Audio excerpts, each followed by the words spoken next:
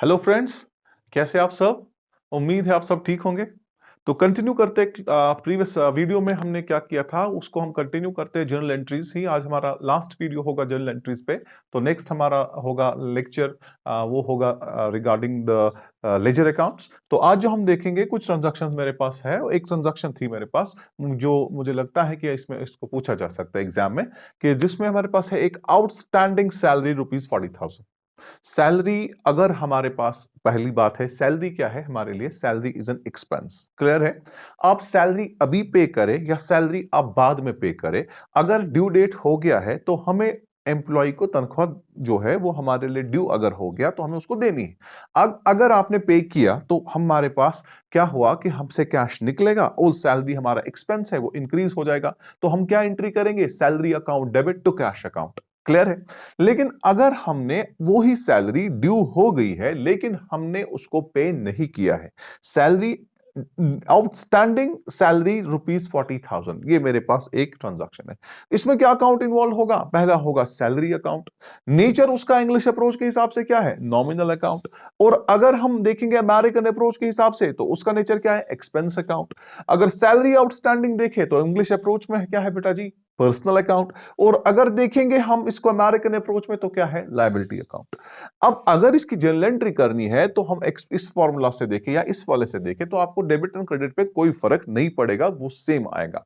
तो हमारे पास सबसे पहली एंट्री क्या होगी, सैलरी हमारे एक्सपेंस है तो इंक्रीज इन एक्सपेंस डेबिट होता है, इंक्रीज इन लायबिलिटी क्रेडिट होता है। सो हमें एक लायबिलिटी चढ़ गई ना इन एम्प्लॉइज की, क्योंकि ये representative personal account, it represent such employees to whom we are owed to the salary, जिनकी सैलरी हमारे पास अभी पेंडिंग है, जिनको अभी पे करना बाकी है, उन सारे एम्प्लॉइज को कलेक्टिवली हम रिप्रेजेंट करते हैं एक अकाउंट से जिसका नाम क्या होगा, सैलरी आउटस्टैंडिंग अकाउंट। तो salary outstanding as per English approach क्या है, it's a representative personal account. और अगर इसी सैलरी आउटस्टैंडिंग को देखें एज पर अमेरिकन अप्रोच तो it is a liability account. तो जर्नल एंट्री क्या होगी, salary account debit ₹40,000 to salary outstanding account ₹40,000। Clear है। तो अगर लिखेंगे नरेशन इसको तो नरेशन में क्या लिखेंगे, बीइंग सैलरी आउटस्टैंडिंग ₹40,000। तो सैलरी तो ड्यू हो गया है तो वो एक्सपेंस तो हमारा बन गया, लेकिन हमने अभी उसकी, हाँ सैलरी हमारा ड्यू हो गया, सैलरी हमारा एक्सपेंस हो गया, लेकिन उसकी पेमेंट हमने अभी नहीं की तो एक लायबिलिटी बन गई हमारे लिए। जो एक्सपेंस हमें ड्यू हो गया, हमें पता है कि हमें फ्यूचर में पे करना है, तो वो एक्सपेंस के बगैर, अब एक्सपेंस तो है ही लेकिन साथ में वो हमारे लिए एक लायबिलिटी बन जाती है। तो लायबिलिटी जब इंक्रीज होती है तो हम उसको क्रेडिट करते हैं, एक्सपेंस जब इंक्रीज होता है तो हम उसको डेबिट करते हैं। क्लियर है। तो हमने देखा कि सैलरी, अगर इसके बदले अब होता आउटस्टैंडिंग रेंट, उसमें भी यही होता, rent account debit to rent outstanding account. अगर होता कोई और एक्सपेंस, जैसे कि हमारे पास होता इसमें कोई और एक्सपेंस होता तो उसमें भी यही होता, expense account debit to expense outstanding account, expense account debit to outstanding expense account. Clear है। ओके। अब एक और चीज है, हम अब देखते हैं कि हमारे पास है रेंट। रेंट मेरे पास एक एक्सपेंस है, ठीक है। मैंने रेंट जो है, मेरे पास रेंट मंथली देनी पड़ती है और मंथली में रेंट देता हूं, फॉर एग्जांपल 2000 पर मंथ मेरी रेंट है। क्लियर है। तो अब मुझे रेंट अगर पे करना है तो मैं क्या एंट्री करता, तो मैं सिंपली एंट्री, मेरे पास इन्वॉल्व कौन कौन सा अकाउंट होता, रेंट पेड ₹2000, मेरे पास ट्रांजैक्शन क्या थी, रेंट पेड ₹2000। तो क्या मैं लिखता, मैं लिखता rent account debit, rent account को मैं क्या करता, debit to cash account, to cash account. कितना, जितना अमाउंट था, से फॉर एग्जांपल 2000 और 2000 ड्यू हो गया एक्सपेंस और मैंने पे कर दिया, तो मैं क्या लिखूंगा, being rent paid, being rent paid, मैंने कैश पे किया कितना, 2000। कैश क्या है, real account, cash is going out. Rent क्या है, expense, that is a nominal account, debit all expenses and losses, and cash is going out, so debit what comes in, credit what goes out. Cash का nature क्या है, it's a real account as per English approach. Cash का nature क्या है as per American approach, it's asset account. Asset यहां decrease हो रहा है in the form of cash तो हमने क्रेडिट कर दिया। रेंट एक्सपेंस है वो इंक्रीज हो गया, एक्सपेंसेस और बढ़ गए तो हमें उसको डेबिट करना पड़ा, तो लिखेंगे being rent paid in cash. ठीक है। अब अगर हमारे पास ट्रांजैक्शन ऐसे होगी, रेंट पेड इन एडवांस ₹12,000, हमने रेंट एडवांस में पे किया है, we have paid the rent in advance. So हमने एक्सपेंस को ड्यू होने से पहले ही उसकी पेमेंट कर दी। एक्सपेंस तब बनता है जब ड्यू हो जाए, अगर ड्यू नहीं हुआ तो वो एक्सपेंस नहीं होता। मेरी एक सिंपल एग्जांपल देता हूं आपको। आप फॉर एग्जांपल आप मंथली कहीं पे पढ़ते हैं, ठीक है, आपको मंथली फी भरनी पड़ती है, ठीक है, तो आपको आज पहला ही दिन है, हम आपको at the end of the month आपको फी लेते हैं। तो हम क्या कहते हैं, हम आपको पहले पूरे महीने पढ़ाएंगे, हम आपको सर्विसेज देंगे, at the end of the month हम आपसे फी लेंगे। ठीक है बेटा जी, ओके। तो अब हमारा मंथ कंप्लीट हो गया, हमने आपको पढ़ाया, हमने आपको सर्विसेज दी, तो आप क्या करेंगे, अब आप at the end of the month पे करेंगे। तो आपके लिए जो फी बनता है वो आपका एक्सपेंस है, वो ड्यू हो गया at the end of the month and you made the payment at the end of the month. Clear? Now if any of the student make the payment of this fee in advance, आज पहला ही दिन उसका है, पहले ही दिन उसने 3 महीनों का फी भर के रखा, अभी फी तो ड्यू नहीं हुआ था, फी इसका ड्यू कब होता, at the end of the month. पहला मंथ एंड होता तो उसका फर्स्ट मंथ उसका ड्यू होता, दूसरा मंथ एंड होता तो उसका दूसरा ड्यू होता, तीसरा मंथ एंड होता तो उसको ड्यू होता। लेकिन यहां पे हमने क्या किया, इसका अभी रेंट हमारा, मान लीजिए अब एक्सपेंस है, ठीक है ना, तो हमारा ये ड्यू हुआ ही नहीं था, लेकिन हमने एडवांस में पेमेंट कर दी। मैंने आपको प्रीवियस वीडियो में भी बताया था कि अगर किसी भी एक्सपेंस की पेमेंट एडवांस में होती है तो वो हमारे लिए क्या बनता है, वो हमारे लिए एसेट बन जाता है। Prepaid expense is an asset. When you are making a payment of any expense before the due date, it becomes an asset, it becomes an asset. और when an expense is due but not yet paid, it becomes a liability, like this in this case what we did in the salary outstanding, it was a liability, so we treat it like a liability. Now here you are making the payment of an expense in advance, the expense is yet to be due, ये due अभी नहीं हुआ था लेकिन आपने उसकी payment कर दी। बताइए इसमें कौन कौन सा अकाउंट इन्वॉल्व होगा? सबसे पहले सर इसमें कैश इन्वॉल्वमेंट होगा, क्यों? क्योंकि पे तो किया है ना, हाँ पे तो एक साथ पे किया है, कितना, 12,000 रुपीज। और दूसरा इसमें अब यूज होगा रेंट प्रीपेड, या प्रीपेड रेंट कह सकते हैं, या रेंट रिसीव्ड इन एडवांस कह सकते हैं, या शॉर्ट में प्रीपेड रेंट कहेंगे। सर ये प्रीपेड रेंट, आज आपने रेंट क्यों नहीं लिखा?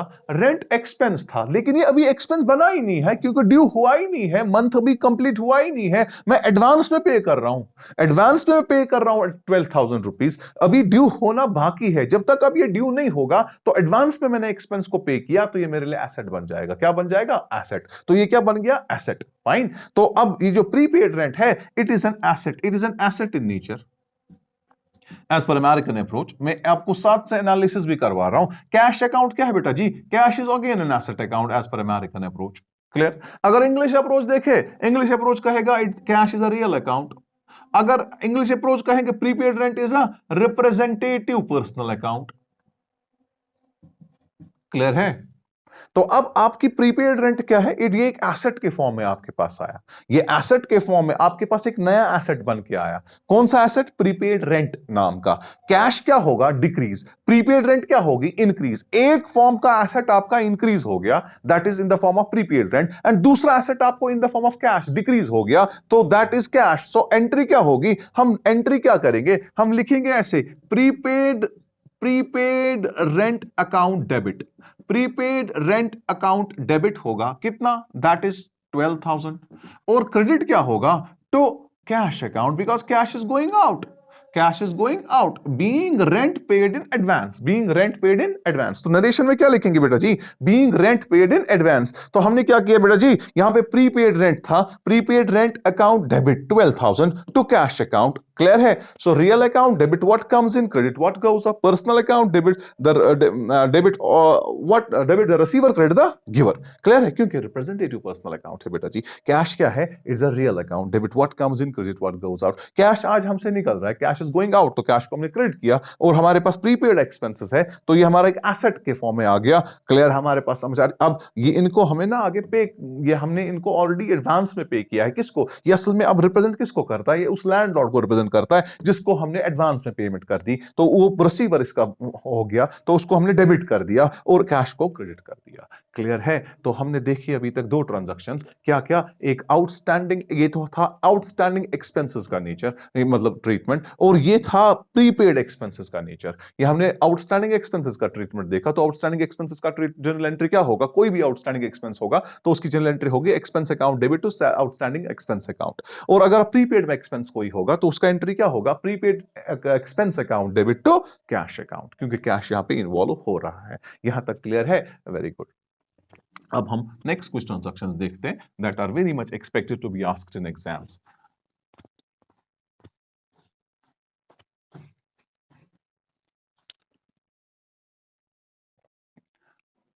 सो let me take one more transaction. Clear? जो अब ये आउटस्टैंडिंग सैलरी थी, अब हमें जब अब ये पे किया गया, आउटस्टैंडिंग सैलरी हमारे पास जो थी, अब हमने उसको पे किया। Outstanding salary paid ₹5,000। मान लीजिए जो आउटस्टैंडिंग हमारे पास सैलरी थी ना अभी तक, अभी हमने पे नहीं किया था, तो अभी हमें अवेलेबिलिटी ऑफ मनी है, तो अब हम पुराना एरियर, इसको हम एरियर बोलते हैं, उनके लिए वो एरियर बन गया। किन के लिए? एम्प्लॉयज के लिए, क्योंकि उनको टाइम पे ड्यू जब हुआ था पैसा, उनको जब सैलरी ड्यू हुई थी उन्होंने रिसीव नहीं की थी क्योंकि हमने उनको पे नहीं किया था। तो अब आज के समय हम उनको पे कर रहे हैं, तो इन उन एम्प्लॉयज के लिए ये सैलरी जो है इसको हम एरियर्स कहेंगे। क्या कहेंगे? सैलरी एरियर्स उनके लिए बन गई, और अब हम इस आउटस्टैंडिंग सैलरी को पे कर रहे हैं। तो दैट मींस हमारे पास एक आउटस्टैंडिंग सैलरी जो थी, it was an liability, it was a liability. So outstanding salary के लिए जब मैंने आपको ट्रांजैक्शन में एंट्री करवाई थी, तो हमने क्या लिखा था? हमने लिखा था expenses account debit to outstanding expense, क्या salary account debit to salary outstanding account. तो हमारे लिए एक लायबिलिटी बढ़ गई थी, कौन सी? किस फॉर्म में? आउटस्टैंडिंग सैलरी के फॉर्म। आज हम उसी को पे कर रहे हैं, आज हम उसी को पे कर रहे हैं। पहले देखते हैं कौन कौन सा अकाउंट इन्वॉल्व होता है। सबसे पहले इसमें कौन सा अकाउंट इन्वॉल्व होगा? इसमें इन्वॉल्व होगा ना आउटस्टैंडिंग सैलरी अकाउंट। कौन सा अकाउंट इन्वॉल्व होगा? इसमें इन्वॉल्व होगा आउटस्टैंडिंग सैलरी अकाउंट, और इसमें इन्वॉल्व होगा आज कैश अकाउंट, है ना? हमने कैश तो दिया है ना। अगर बाय चेक लिखा होता तो बैंक अकाउंट आता, तो मैंने यहां पे चेक नहीं लिखा, तो कैश अकाउंट इन्वॉल्व होगा। तो अब आउटस्टैंडिंग सैलरी क्या है? इसका अमेरिकन अप्रोच के हिसाब से क्या है? ये लायबिलिटी अकाउंट से बिलोंग करता है। किस ग्रुप ऑफ अकाउंट से बिलोंग करेगा? Liability account. और कैश किससे बिलोंग करेगा? Asset account. मुझे बताइए कि आपके पास आज जो कैश है ये डिक्रीज होगा कि इंक्रीज होगा? आप पेमेंट कर रहे हो तो डिक्रीज हो जाएगा। और आपकी आउटस्टैंडिंग सैलरी एक लायबिलिटी है, ये पहले आपको इंक्रीज हुई थी उस समय जब हमने नहीं दिया था, तो आज हम उस लायबिलिटी को पे ऑफ कर रहे हैं, तो लायबिलिटी कम हो जाएगी, लायबिलिटी डिक्रीज हो जाएगी। सो जब लायबिलिटी डिक्रीज होती है तो फॉर्मूला लायबिलिटी अकाउंट की जरा रिकॉल करें। लायबिलिटी अकाउंट क्या कहता है? लायबिलिटी अकाउंट कहती है debit the decrease in liability, credit the increase in liability. आज हमारी लायबिलिटी डिक्रीज हो रही है तो इसको हमें डेबिट करना पड़ेगा, अगर ये डेबिट है तो दूसरा खुद ही क्या हो जाएगा? Credit. Let me check it now. So अब एसेट अकाउंट फॉर्मूला क्या है? Debit the increase in asset, credit the decrease in asset. Sir asset आपका, आपने कहा कैश है, तो आज वो डिक्रीज हो रहा है तो वो क्रेडिट हो जाएगा। तो कैसे बनेगी journal entry? Outstanding salary account debit to cash account, outstanding salary account debit to cash account. So being outstanding salary paid, being outstanding salary paid. Clear है? आप इसको नोट कर सकते हैं। क्या लिखेंगे जर्नल एंट्री में? हम लिखेंगे क्या? हमारा outstanding salary account debit to cash account, being outstanding salary paid. Clear है? ओके। तो आउटस्टैंडिंग सैलरी का कॉन्सेप्ट आपको समझ आया होगा, किस तरीके से इसका अकाउंटिंग ट्रीटमेंट किया जाता है। अब इसके बाद हम देखते हैं कि हमारे पास कुछ और ट्रांजैक्शंस हैं, जैसे lost goods due to fire और थेफ्ट ₹10,000। हाँ, यहां पे रुपी कॉस्टिंग में वर्ड यूज करूंगा, कॉस्टिंग ₹10,000। अगर लिखा भी नहीं होगा तो ये कॉस्ट प्राइस पे ही है। Lost goods due to fire और ड्यू टू थेफ्ट, कितना? 10,000। उसका कॉस्ट प्राइस कितना था? 10,000। सबसे पहले मुझे बताइए इसमें कौन सा अकाउंट इन्वॉल्व होता है? Tell me the name of the account involve in this transaction. So sir पहली बात इसमें ये है, इसमें गुड्स लॉस हो रहे, तो हम लिखेंगे ना lost goods due to theft, lost goods due to theft. और दूसरा सर, इसमें सर क्या हो रहा है? गुड्स कम हो रहे हैं ना, गुड्स के लिए हमारा तो सेपरेट गुड्स अकाउंट तो नहीं होता। हमारे पास गुड्स से रिलेटेड जब गुड्स से रिलेटेड ट्रांजैक्शन होती है तो हम उसमें रिकॉर्ड क्या करते हैं? हम उसमें रिकॉर्ड करते हैं, जब गुड्स से रिलेटेड कोई चीज होती है तो हम उसमें रिकॉर्ड करते हैं उसके इवेंट्स जो उनके साथ एसोसिएटेड होते हैं। जब हम गुड्स खरीदते हैं, जब हमें माल आता है तो परचेज होता है, जब हम माल को बेचते हैं तो वो सेल्स होता है, जब हम माल खरीदते हैं तो वो कॉस्ट प्राइस पे रिकॉर्ड किया जाता है, दैट इज परचेज, उसको हम कॉस्ट प्राइस पे रिकॉर्ड करते हैं। और जब हम माल सेल करते हैं तो वो सेलिंग प्राइस पे रिकॉर्ड करते हैं। तो अब हमारे से गुड्स तो आज आज निकले ना, गुड्स तो हमारे कम हुए ना, क्योंकि वो चोरी हुए, उनको खुदा न खास्ता आग लग गई, आग लगने से वो उसको उसके ऊपर नुकसान हो गया, खुदा न खास्ता चोरी हो गई माल की, तो अब ये हमारे पास क्या है, ये तो लॉस है ना। तो इसमें loss goods due to theft और व्हाटएवर द फायर होगा, ठीक है। एक तो ये अकाउंट इन्वॉल्व होगा, और दूसरा अकाउंट इसमें इन्वॉल्व होगा परचेज अकाउंट। क्या इन्वॉल्व होगा? Purchase account. आप बोलेंगे सर परचेज अकाउंट ही क्यों? क्योंकि हमारा आज स्टॉक रिड्यूस हो जाएगा, गुड्स हमारे रिड्यूस हो जाएंगे, लेकिन किस पे? कॉस्ट प्राइस पे। मैं अगर सेल्स लिखता तो इसका मतलब था मैंने भेजे, मैंने तो गुड्स थोड़ी भेजे, मैंने तो गुड्स नहीं भेजे ना, ये नुकसान गुड्स का हो गया। तो मेरा जो स्टॉक है, जो मेरे परचेजेस इंडिकेट करता है स्टॉक को कॉस्ट प्राइस पे, वही आज कम होगा, स्टॉक आज डिक्रीज होगा, तो परचेज अकाउंट भी इसमें इन्वॉल्व हो जाएगा। याद रखिएगा, परचेजेस हमारे पास हमेशा डेबिट होते हैं जब हम गुड्स खरीदते हैं। कुछ एक्सेप्शंस है जहां पे परचेजेस को हम क्रेडिट करते हैं। सबसे पहली बात यही, loss goods due to theft, यहां पे आपको परचेजेस को इन्वॉल्व करना है और परचेजेस क्रेडिट हो जाएगा। और दूसरी बात, अगर हमारे पास goods given as free samples, हमने गुड्स को डिस्ट्रीब्यूट किया एज फ्री सैंपल्स, वहां पे भी परचेज अकाउंट इन्वॉल्व होगा और वो क्रेडिट किया जाएगा। इसी तरीके से हमारे पास है goods given as a charity, goods given as a donation. Clear? Goods taken as a drawings, goods taken as drawings, goods given as charity, goods given as a free samples, all of in these transactions, what will happen? The purchase account will be involved and the purchase account will be credited. Purchase account इन जगहों पे क्या होगा? Credit होगा। कहां कहां पे? या अगर लॉस्ट ऑफ द गुड्स होगा due to theft, due to fire, या हमारे पास हमने गुड्स को डिस्ट्रीब्यूट किया होगा फ्री सैंपल्स, या हमने गुड्स हमारे गुड्स जो है ये हमने चैरिटी में दिए होंगे। क्लियर है? तो ये सारी चीजें आपको यहां पे कवर करनी, ये सारी चीजें आपको देखनी पड़ेगी। इन सारे केसेस में हमारा परचेज अकाउंट जो है वो क्रेडिट हो जाता है। इन सारे केसेस में हमारा जो परचेज अकाउंट है ये क्या बेटा जी होता है? ये क्रेडिट हो जाता है। तो हमारे पास loss goods due to theft एक अकाउंट होगा और दूसरा परचेज अकाउंट होगा। हमने अगर गुड्स को चैरिटी में डिस्ट्रीब्यूट किया होता तो वहां पे एक अकाउंट इन्वॉल्व होता, क्या? वहां पे एक अकाउंट इन्वॉल्व होता चैरिटी अकाउंट। क्या होता इन्वॉल्व? Account charity account. और दूसरा क्या इन्वॉल्व होता? Purchase account. ठीक है। अगर हमने गुड्स को दिया होता फ्री सैंपल्स, तो आप लिखते फ्री सैंपल्स अकाउंट, एक इन्वॉल्व होता, एक इन्वॉल्व क्या होता? फ्री सैंपल्स अकाउंट, और दूसरा बेटा जी क्या इन्वॉल्व होता? Purchase account. क्लियर है?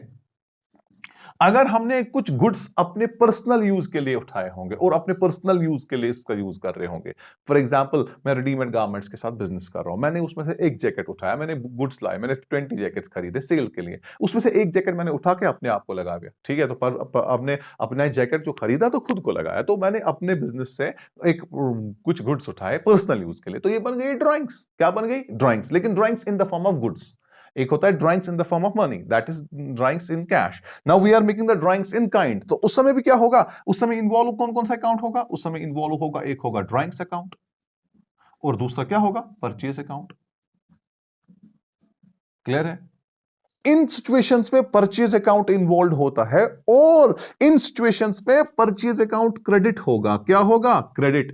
यहां पे भी क्या होगा? क्रेडिट। यहां पे भी क्या होगा? क्रेडिट। यहां पे भी क्या होगा? Credit, because stock is getting reduced. When stock is getting reduced irrespective of the sale, तो there is no involvement of the sale. के समय भी आपका स्टॉक रिड्यूस होता है, लेकिन उस समय आप सेलिंग प्राइस पे बेचते हैं, आपने प्रॉफिट कमाया होता है, लेकिन यहां पे आपको कोई चीज वहां से आई नहीं। देखिए, आपके गुड्स लॉस हो गए ड्यू टू थेफ्ट, वहां से कुछ आया नहीं, लेकिन गुड्स हमारे चले गए, नुकसान हो गया। अब चैरिटी में आपने गुड्स दिए, वहां से आपको पैसा कुछ नहीं आएगा, वहां से कुछ आया नहीं, लेकिन माल चला गया।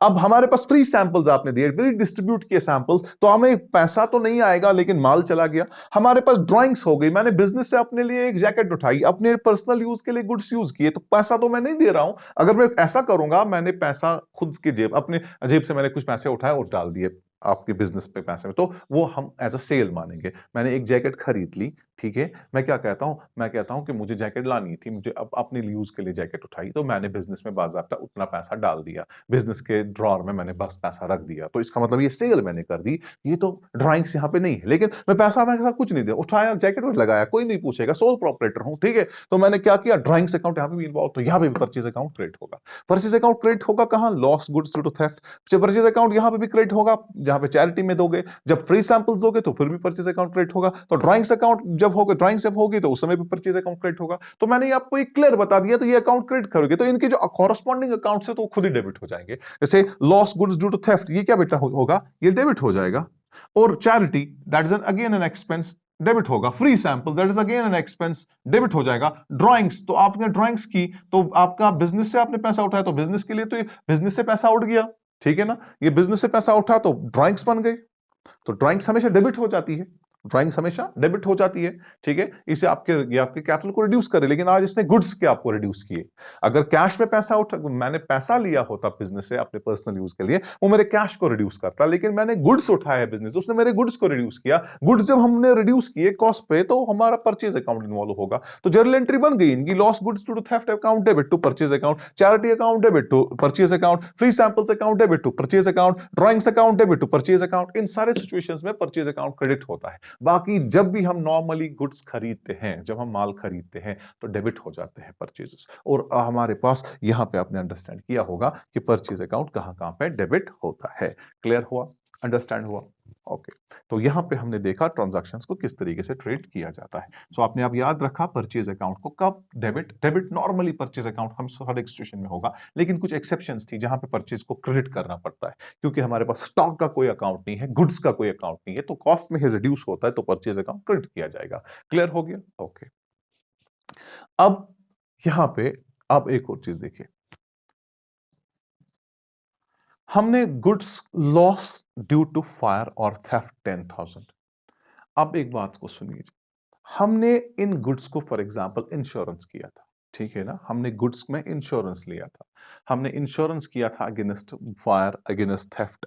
ओके, तो अब हमें इंश्योरेंस वाले क्या करते हैं, हमने इंश्योरेंस कंपनी को क्लेम किया, ठीक है, और उन्होंने हमें फुल अमाउंट पे किया, उन्होंने असेसमेंट की, उसके बाद उन्होंने हमें फुल अमाउंट पे किया। So if goods are insured, if goods are insured and full amount is recoverable, and full amount is recoverable, and full amount is recovered from the insurance company, what will be the journal entry at that time?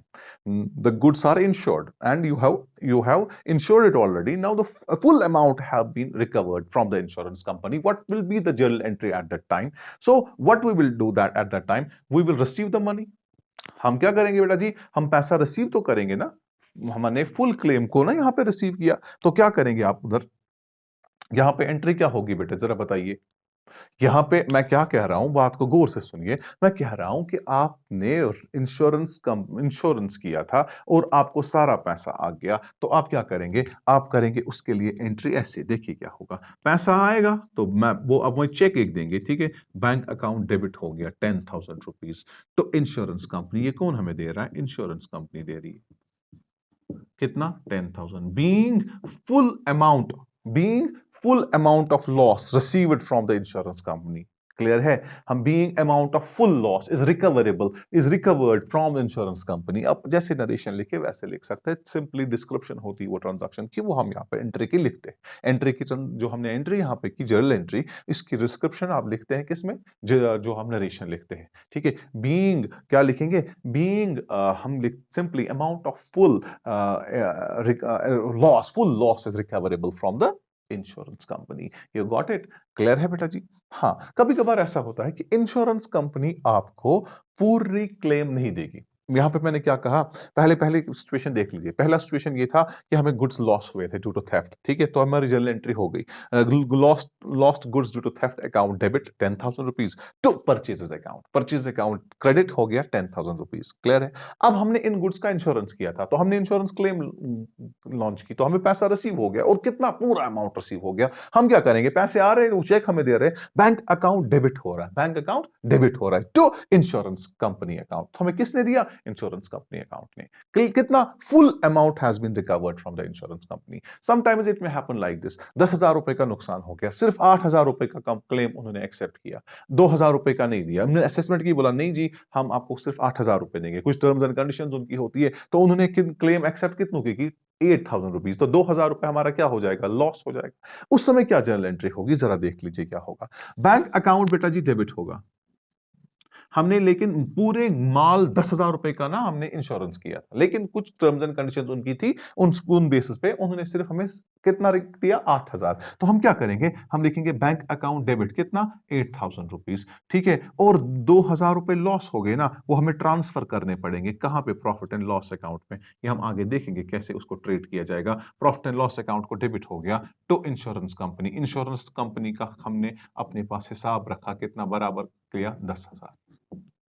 क्योंकि जब हमने insurance goods का किया होगा उस समय भी journal entry हुई होगी, because we have to record each and every transaction in the journal. हमने जब इंश्योरेंस प्रीमियम उनको भरा होगा तो उस समय में एंट्री क्या की होगी, इंश्योरेंस कंपनी अकाउंट डेबिट किया होगा टू बैंक अकाउंट। हमने उस समय पैसा उस इंश्योरेंस क्लेम इंश्योरेंस पॉलिसी एक ली थी, उसको हमने वन टाइम प्रीमियम भरा था, तो हम क्या उस समय लिखा होगा, उस समय हमने लिखा होगा insurance company account debit to bank account.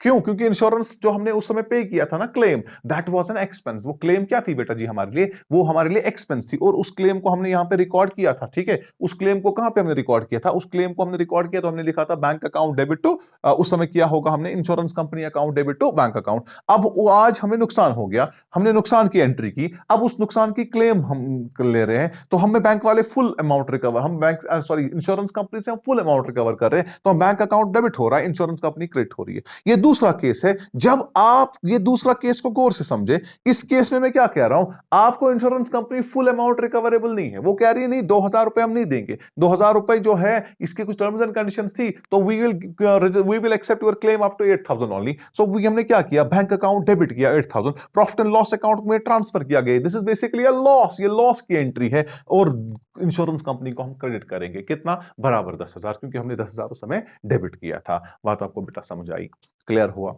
Okay, तो यहां तक हमने देखा कि आउटस्टैंडिंग, हमने देखा पहले कि आज हमने पहले देखा आउटस्टैंडिंग सैलरी से रिलेटेड, फिर देखा गुड्स का लॉस होने से रिलेटेड, और हमने देखा अगर हम फ्री सैंपल्स गुड्स डिस्ट्रीब्यूट करते हैं, अगर गुड्स के फॉर्म में हम ड्राइंग्स करते हैं, अगर हम चैरिटी देते हैं, अगर हम डोनेशन देते हैं, उस समय जर्नल एंट्री क्या होती है, किन चीजों की डोनेशन, गुड्स की, किन चीजों की चैरिटी, गुड्स की, किन चीजों की ड्राइंग्स, गुड्स की, और हमने देखा गुड लॉस अगर होगा किन क्या, गुड्स का, और फिर इंश्योरेंस पॉलिसी अगर ली होगी तो क्लेम को रजिस्टर, क्लेम आपको आएगा तो उस समय की जर्नल एंट्री क्या होगी, अगर फुल क्लेम रिकवरेबल होगी तो जर्नल एंट्री क्या होगी, अगर आपको थोड़ा ही अमाउंट, पार्टली अमाउंट ही रिकवर होगा तो उसके लिए भी जर्नल एंट्री हमने देखी। जो उसमें लॉस होता है वो ट्रांसफर कहां होता है, प्रॉफिट एंड लॉस अकाउंट में, जो हमारे लिए क्या है, that is a loss. Is that clear? Okay, अब बेटा जी एक और ट्रांजैक्शन देख लेते हैं। हम दो इंपॉर्टेंट ट्रांजैक्शंस देखते हैं, एक है इंटरेस्ट ऑन कैपिटल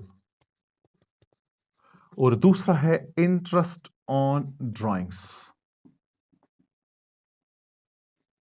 क्लियर? अब इंटरेस्ट ऑन कैपिटल क्या होता है, इसको जरा समझ लेते हैं।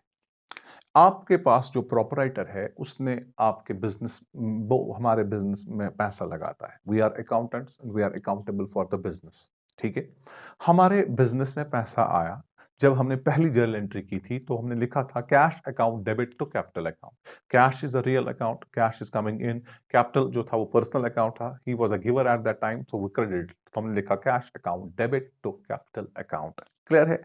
ओके, अब बेटा बात को समझ लेना, आज हम क्या कर रहे हैं, अब हमने जो ये कैपिटल अकाउंट बनाया था, कैपिटल अकाउंट हम बराबर वैसे ही बनाते हैं, तो हम जो प्रोपराइटर का अकाउंट होता है वो वैसे ही बनाया जाता है जैसे कि आउटसाइडर्स का अकाउंट बनाया जाता है। ठीक है, हम ओनर का कोई अकाउंट इसमें नहीं बना रहे। ओनर को हम अकाउंटिंग में रिप्रेजेंट कैसे करते हैं, लाइक क्रेडिटर्स, लाइक क्रेडिटर, जैसे क्रेडिटर का अकाउंट बनता है वैसे कैपिटल अकाउंट भी बनता है। ठीक है, because we consider capital as an internal liability, capital is an internal liability, so we know whenever we have a liability we have to pay the interest for that।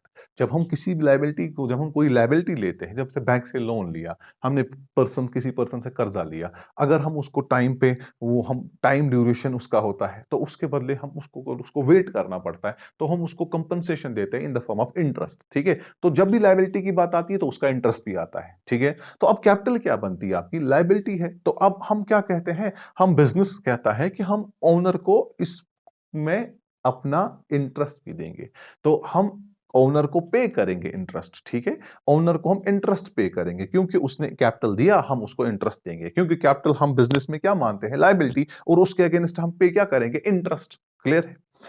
अब देख लीजिए इसमें कौन कौन सा अकाउंट इन्वॉल्व होगा। सबसे पहले होगा इसमें इन्वॉल्व अकाउंट कौन, इंटरेस्ट ऑन कैपिटल। क्या होगा इन्वॉल्व, इंटरेस्ट ऑन कैपिटल। और दूसरा अमाउंट कुछ भी लीजिए, आप कुछ भी लीजिए इमेजिनरी फिगर, फॉर एग्जांपल है ये 2,000 और यहां पे मैंने लिया था 3,000। ठीक है, इंटरेस्ट ऑन कैपिटल अकाउंट एक इन्वॉल्व होगा, और दूसरा अकाउंट होगा कैपिटल अकाउंट। हाँ, हम इंटरेस्ट ऑन कैपिटल पे करें। आप बोलेंगे सर आपने कहा था जब भी हम पेड कहते हैं, जब भी हम पे करते हैं तो कैश आता है, तो आपने आज कैश लिखा ही नहीं। देखो क्यों, आपके पास, मैं एग्जांपल देता हूं, आपके पास बैंक में कुछ पैसे हैं, ठीक है, उस पैसे में आपको इंटरेस्ट चढ़ गया, आपको इंटरेस्ट चढ़ गया वहां पे, ठीक है। तो आपका जो इंटरेस्ट चढ़ गया, तो बैंक वाले आपको ऐसे नहीं बुलाते आ जाओ ब्रांच पे आ जाओ, वो आपको कॉल नहीं करते आ जाओ ब्रांच पे और अपना इंटरेस्ट का पैसा ले लो, नहीं। क्यों? क्योंकि उनके पास हमारा ऑलरेडी अकाउंट है, वो हमारे अकाउंट में वो डालते हैं। वो कहते हैं आपको यहां आने की जरूरत नहीं है, वो हमें कॉल करके नहीं बुलाते, वो डायरेक्टली हमारे अकाउंट में वहां पे उनके हिसाब से क्रेडिट करते हैं, ठीक है। तो वो हमारे अकाउंट में वहां पैसा जमा करते। तो मुझे फॉर एग्जाम्पल बैंक में 1 लाख रुपए, मुझे इसमें 2,000 रुपए इंटरेस्ट चढ़ा, तो वो मुझे नहीं बुलाएंगे आ जाओ इंटरेस्ट ले लो, वो मेरे अकाउंट में जमा करेंगे, क्योंकि मेरा पैसा ऑलरेडी उनके पास in the form of account है। क्लियर है? अब अगर बैंक को चार्जेस काटने होंगे, कुछ एटीएम चार्ज काटना होगा, बैंक मुझे कॉल नहीं करेगा आइए भाई अपने बैंक के चार्जेस भरे, अपना एटीएम का चार्ज भरे, आप चेक बुक लिए हैं तो ज्यादा चेक्स किए हैं तो चेक्स ज्यादा इश्यू हुए हैं, तो आपने ट्रांजैक्शंस एटीएम के साथ ज्यादा किए, आ जाओ भाई अपना बैंक चार्जेस हमें पे करो। नहीं, उनको पता है कि हमारे पास उनका बैंक अकाउंट, हमारे पास अकाउंट चल रहा है, वो हमारे अकाउंट से उसको ड्रॉ करते हैं। क्योंकि जब हम बैंक में फॉर्म भरते हैं ना, तो हमने लिखा होता है बैंक ट्रांजैक्शन जब भी होगी तो बैंक कुछ हमें पैसा जमा भी करेगा, पैसा खुद भी निकाल भी सकता है, ठीक है। तो उसने हमारे बैंक अकाउंट से जो बैंक चार्जेस है वो डिडक्ट किए। हाँ, जैसे इंटरेस्ट उसने दिया हमें तो उसने ऐड किया हमारे अकाउंट में, और जैसे वो चार्ज करेगा इंटरेस्ट तो वो हमारे अकाउंट से निकालता है। तो हमें अलग से इसके लिए ना जाना पड़ता है, ना वो देना पड़ता है, ना वो लेना पड़ता है। ऐसे बिजनेसमैन का अकाउंट ऑलरेडी हमारे पास कैपिटल अकाउंट है। हमें पता है कि जो भी पैसा बिजनेसमैन ने हमें कर्जे के सूरत में दिया है वो हमारे कैपिटल अकाउंट से रिप्रेजेंट होता है, ठीक है। अब हमें इसको क्या देना है? इंटरेस्ट। अब हम इसको इंटरेस्ट देने जा रहे हैं, हम इसको कैश डायरेक्टली नहीं देंगे, हम इसके कैपिटल अकाउंट में डाल देंगे, उसका कैपिटल इससे इंक्रीज हो जाएगा। मान लीजिए अभी कैपिटल अकाउंट जो है दिखा रहा है वो 5 लाख रुपीस दिखा रहा है, हमने इसको 50,000 का इंटरेस्ट डाला, वो इंटरेस्ट किस में जाएगा? वो इसके कैपिटल में जाएगा, तो कैपिटल इसका इंक्रीज हो जाएगा। हम कैश के फॉर्म में इसको पे नहीं करेंगे, प्रोपराइटर को हम कैश के फॉर्म में पे नहीं करेंगे, हम इसके अकाउंट में डाल देंगे। अकाउंट इसका हमारे पास कौन सा है? वो है कैपिटल अकाउंट, जैसे बैंक वालों ने किया। तो इंटरेस्ट ऑन कैपिटल बिजनेस के लिए है, दैट इज एन एक्सपेंस। और कैपिटल तो हमें पता ही है, दैट्स अ पर्सनल अकाउंट। सो इसमें एंट्री क्या होगी? इंटरेस्ट ऑन एक्सपेंस अगर है तो डेबिट हो जाएगा। सो कैपिटल अकाउंट बेटा जी क्या होगा? क्रेडिट होगा। तो जनरल एंट्री बन गई, interest on capital account debit to capital account. Interest on capital account debit कितना? 2,000 रुपीज टू कैपिटल अकाउंट। अब मैं पूरा जर्नल एंट्री के फॉर्म में नहीं दिखा रहा हूं, आप डेबिट एंड क्रेडिट देखें, क्योंकि आपको एमसीक्यूज को जो आपको सॉल्व करना है उसमें आपको यही देखना होगा डेबिट करना क्या है, क्रेडिट करना क्या है। फॉर्मेट आपको फॉलो वहां पे करने की जरूरत नहीं है। तो हमें क्या देखा बेटा जी? Interest on capital account debit to capital account. So being capital is getting increased. American approach से देखो कैपिटल क्या होता है? इंक्रीज। फॉर्मूला क्या है कैपिटल अकाउंट की? Debit the decrease in capital, credit the increase in capital. यहां पे कैपिटल आपका इंक्रीज हो गया तो 2,000 रुपए आपने यहां पे लिख दिए। इंटरेस्ट ऑन कैपिटल किया आपने डेबिट, तो क्यों किया? Because it is an expense, because capital हमारे लिए लायबिलिटी है, उसके ऊपर जो इंटरेस्ट हम पे करेंगे वो हमारा एक्सपेंस बन गया। क्लियर हो गया? तो एक्सपेंस है तो डेबिट कर दिया, फाइन। सो क्या है journal entry? Interest on capital account debit to capital account. Next लिख लीजिए इंटरेस्ट ऑन ड्रॉइंग्स। अभी इसका अपोजिट है। अब ड्राइंग्स अकाउंट का मतलब होता है बेटा जी, ड्राइंग्स क्या होती है? जो भी प्रोपराइटर, जो भी ओनर अब बिजनेस से पैसा कोई उठाता है अपने पर्सनल यूजेस को के लिए, अपने पर्सनल यूजेस के लिए बिजनेसमैन कोई भी पैसा अगर बिजनेस से ड्रॉ करता है उसको हम क्या बोलते हैं? Drawings. Drawings means any amount और any kind of the goods like that we have seen before this. So पैसे के फॉर्म में भी निकाल सकते हैं, गुड्स के फॉर्म में भी निकाल सकते हैं। घर बिजनेस से कोई भी चीज उठाया जाए और बिजनेसमैन के पर्सनल यूज के लिए हो तो उसको हम क्या बोलते हैं? उसको हम ड्राइंग्स कहते हैं। क्या बोलते हैं बेटा जी? ड्राइंग्स। सो अब बिजनेसमैन पैसा बिजनेस से उठाता है ड्राइंग्स के फॉर्म में, ये कर्जे के फॉर्म में होता है।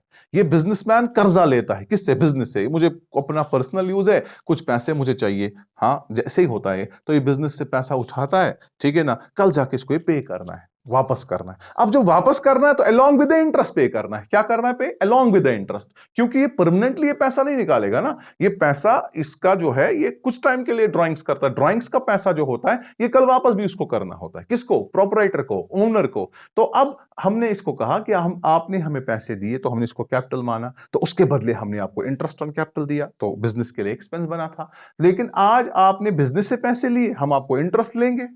किससे लेंगे इंटरेस्ट? ओनर से। किससे लेंगे इंटरेस्ट? प्रोपराइटर से। सो ये इंटरेस्ट जो आएगा that is a gain to the business. Interest on capital was an expense, interest on drawings is an gain.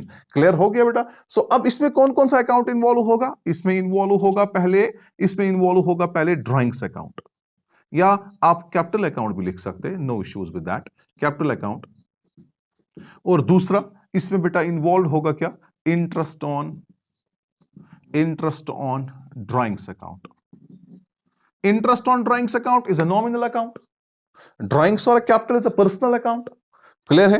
So debit all expense and losses, credit all gains and incomes. हमने आज proprietor से charge किया क्योंकि उसने कर्जे की सूरत में ये ड्राइंग्स की थी, तो हमने उसको चार्ज किया इंटरेस्ट। तो इंटरेस्ट हमारे क्या है? गेन है। तो गेन जब होता है तो कोई चीज तो क्रेडिट होगा, तो ऑटोमेटिकली जो एक क्रेडिट हो गया तो दूसरा ऑटोमेटिकली डेबिट होगा ना।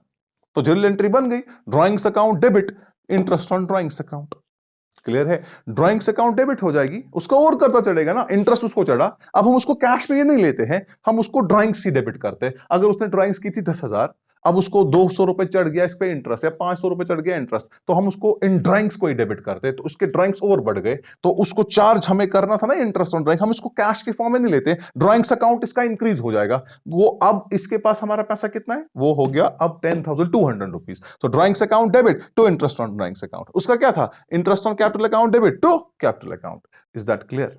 क्लियर आपको बेटा जी, अंडरस्टैंड हो गया? Very good. हाँ, तो अब इसके बाद दो और ट्रांजैक्शंस लेते हैं। So this will finish up the journal. So this was a last video lecture for the journal. Tomorrow we are starting with a new video, and that was related to the new topic that will be the ledger accounts. Clear? Now we have one more thing that's called we know who is a debtor. Debtor means a customer who owes the money to us. Clear? So there are three types of debts. One is called a good debt. A good debt. Another one is called a doubtful debt. And one more is called a bad debt. वो बंदा जो वादा किया है पैसा देने का, time स्पेंड पोस्ट दिवान, टाइम स्पेंड पोस्ट दिवान, युस वादा छु ना कोरमु बराबर दिवान, असल बापर इंसान, टाइम स्पेंड पोस्ट पनुन दिवान, we call him as a good debt. Clear? ब्याख नफर आए तम थक इस मंगा मंगा, थक तमिस मंगा मंगा, तम खो पोस अस त्रो पत यह दोप गो अमिस खुदा सिंद तरफ वन अस थक मे मंगा, मगर अमिस गई मन छे यह थोकुई वन अमिस थक अमिस मंगा मंगा, मगर अमिस आव गर थक अमिस खेम पोस, यह go bad debt. What it is called as bad debt. Now the third person is more dangerous because ये गो बैड डेट मींस इसने पैसे खाए, ये द लॉस, क्लियरली लॉस। को बुक्स में रखने की, इस डेटर का बुक्स में नामो निशानी काटना है, क्योंकि अभी पैसा देगा ही नहीं, इसने पैसे खाए हमारे, हम थक गए बोलते बोलते। या तो हम इसको लीगली, इसको कुछ लीगल अप्रोच यूज करके इसके खिलाफ केस करेंगे। हाँ, अब वो हो गया, क्या हो गया? तो बैड डेट हो गया, हमने छोड़ दिया। डाउटफुल डेट, डाउटफुल डेट में तो ये चांस है या तो ये गुड डेट में साबित होगा या तो ये बैड डेट साबित होगा। इस पे ज्यादा मसला होता है, इसके लिए प्रोविजंस हम आगे रखते हैं। डाउटफुल डेट जो बंदा है ना, ये जो है या तो ये गुड डेट हो सकता है या तो ये बैड डेट में जा सकता है। ये पता भी नहीं है ना क्या होगा, गुड होगा कि बैड होगा। अब हमारे पास कुछ बैड डेट्स होते हैं। क्या होते हैं? Bad debts. अब बैड डेट हमारे पास जब बैड डेट होता है ना, तो ये किसके लिए, क्यों वजह से होता है? क्योंकि कभी कोई हमारा डेटर है, वो इंसॉल्वेंट हो गया। इंसॉल्वेंट मींस वो उसका दिवाला निकला, देवोलस ब्राउतेमिस, his liabilities exceed his all assets. इसकी लायबिलिटीज सारी जो है वो एक्सीड कर गई, किसके? एसेट्स से। तो अब उसका नुकसान ही नुकसान है, तो उसके पास कुछ भी नहीं, तो नुकसान में डूब गया वो। तो हमारा उसका सारा एस्टेट जितना भी था वो सारा भेजा गया, तो उसमें से कुछ पैसे आए और कुछ पैसा हमें आ गया। सो हमारे पास एक एग्जांपल में लेता हूं, मैं एग्जांपल में लिखता हूं transaction. Sartaj who owed us ₹10,000 was declared as insolvent। हमारे पास एक डेटर था, उसका नाम था सरताज, वो डिक्लेयर हो गया इंसॉल्वेंट, उसका दिवाला निकला, वो इंसॉल्वेंट डिक्लेयर हो गया। अब क्या साथ में लिखा है? Only 60%, only 60% dividend received from, ठीक है, क्या किया हमने? From his estate, from his estate. और ये इसका फाइनल डिविडेंड है, इसके बाद ये कुछ नहीं देगा। 60% फाइनल डिविडेंड लिखूंगा मैं इधर, 60% final dividend received from his estate. एक बंदा था सरताज, हमारा डेटर, वो कितना वो करता था हमें? 10 रुपए उसदारान, ठीक है। और वो डिक्लेयर हो गया क्या? इंसॉल्वेंट। इंसॉल्वेंट डिक्लेयर हो गया, तो अब इसके बाद जब इसके ऊपर इंसॉल्वेंसी हावी होगी, तो लायबिलिटीज इसकी इतनी बढ़ गई, एसेट सारे बेचने के बाद इसके पास फिर भी कर्जा है, तो कर्जों में डूब गया, बैंकरप्ट हो गया। अब इसके पास जो भी एसेट्स थे वो सारे भेजे गए। उसमें क्या कहा गया? फाइनली आप उसके 60% हम रिसीव कर सकते हैं, उसके बाद और भी कुछ नहीं दे सकता, क्योंकि अभी इंसॉल्वेंट डिक्लेयर हो गया। तो अब यहां पे जर्नल एंट्री क्या होगी? देखिए एंट्री क्या होगी। पैसा आया ना, हाँ आया, कितना? 60%। तो कैश आया होगा या बैंक अकाउंट आएगा। तो हम एंट्री क्या करेंगे? Bank account debit, bank account debit, कितना पैसा? 60% ऑफ 10,000 इज 6,000। 4,000 बचे मत लिए तो 4,000 तो फंस गए ना, 4,000 अब नहीं आएंगे, तो it will be a loss. Loss is a nominal account. Bad debts account, bad debts account भी डेबिट होगा, कितना? 4,000। और हिसाब कितना खत्म करोगे इसका? हिसाब बुक्स में से खत्म करना है ना सरताज का, बराबर सरताज अकाउंट करेंगे क्रेडिट बराबर कितना? 10,000। इसके ये हमेशा के लिए अकाउंट हमारा क्लोज हो गया। यो 10 रुपए दारान 6 आई और 4 गए बैड डेट। अगर मैं इधर 6,000 लिखता तो इसका मतलब है कल जाके हम इसको और बकाया निकालते, लेकिन हमने क्या किया? तो सरताज अकाउंट, इसका अकाउंट क्लोज हो गया। 10,000 था और एक क्लोज भी हो जाएगा। हम क्या लिखेंगे इसकी journal entry? being Sartaj declared as bad debt and only 60% received from his estate. Being Sartaj declared as insolvent and 60% is received from his final estate. Clear हो गया बेटा जी? तो हमने देखा किस तरीके से हम ट्रीटमेंट करते हैं किसका? Journal entry. देखा हमने जर्नल एंट्रीज, ठीक है? तो यहां तक हमने देखा किस तरीके से हम बैड डेट्स को रिकॉर्ड करते हैं। क्लियर हुआ? अंडरस्टैंड हुआ? So I think it's enough for today. Rest we see in another video class. Till अपना ख्याल रखिए। खुदा हाफिज।